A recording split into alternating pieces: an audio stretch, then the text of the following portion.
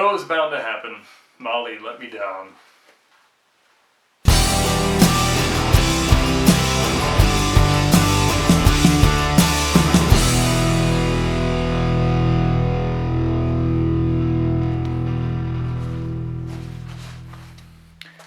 So this is the front pouch from my DIY EDC backpack, and this is, I think, the first time I tried making MOLLE webbing, one of the first, if not the first. I didn't use the appropriate webbing, and I really didn't treat the edges the way I should have. I should have either had them go all the way into the seam so they'd be buried in the seam, or rolled them over so that this raw edge wasn't exposed.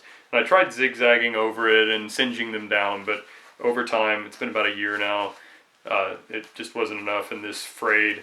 Didn't, fall off the pack or anything. There's still plenty of other attachment points, but it's ugly. So, in thinking about how to address this, because my options were to tear this completely apart, redo this panel, put the pouch back together, or make a new pouch from scratch, and this has got a lot of interior organization and stuff, a little bit complicated. I don't really have the time to make another one right now.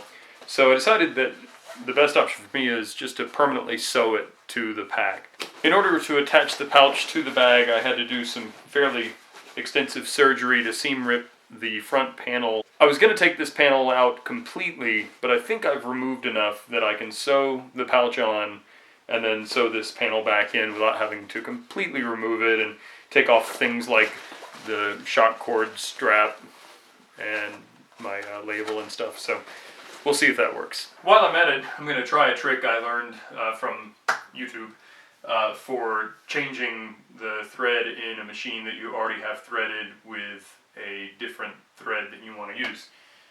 What you do is you cut off the thread that's already threaded through the machine. Then you take your new thread and tie it to the thread that's threaded on the machine.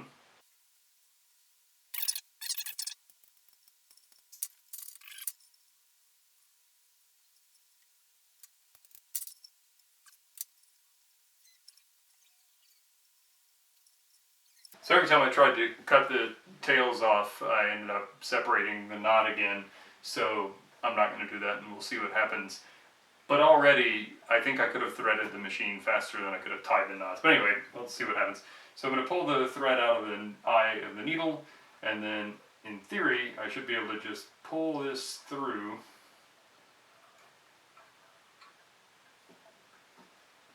And kind of feel like this isn't going to work, but let's see.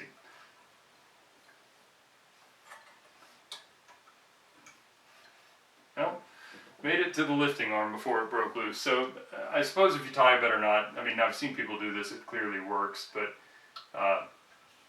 maybe with a machine that is more complicated to thread, it would be worth doing, but my first experience with this trick, I'm not that impressed.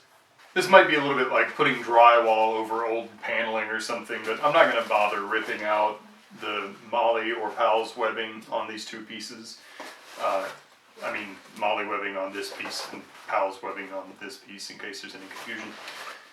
So I'm just going to put them together and sew them. The webbing will still be inside, but no one but you and I will know, so I won't tell anyone if you won't.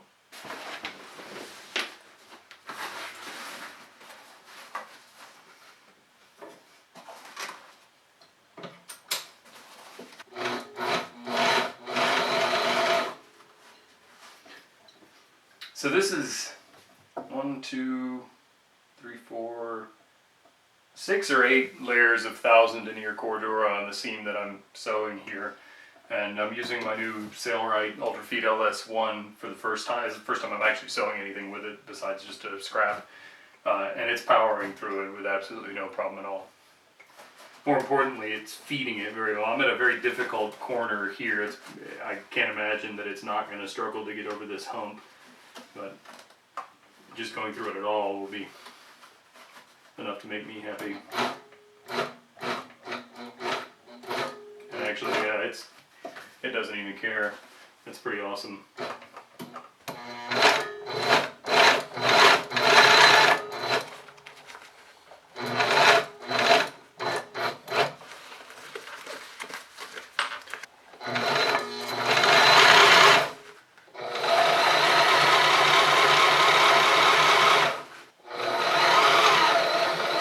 I sewed down one side and down onto the bottom, and now I'm going to start from the other side and sew back down to the bottom. That way if there's any misalignment, I can try to conceal it in the bottom and not have it obviously showing on one side.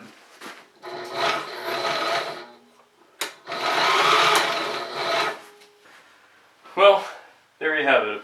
Permanently attached front pocket. I guess I've got an extra pair of MOLLE sticks now, so I'll have to make something else to attach to something.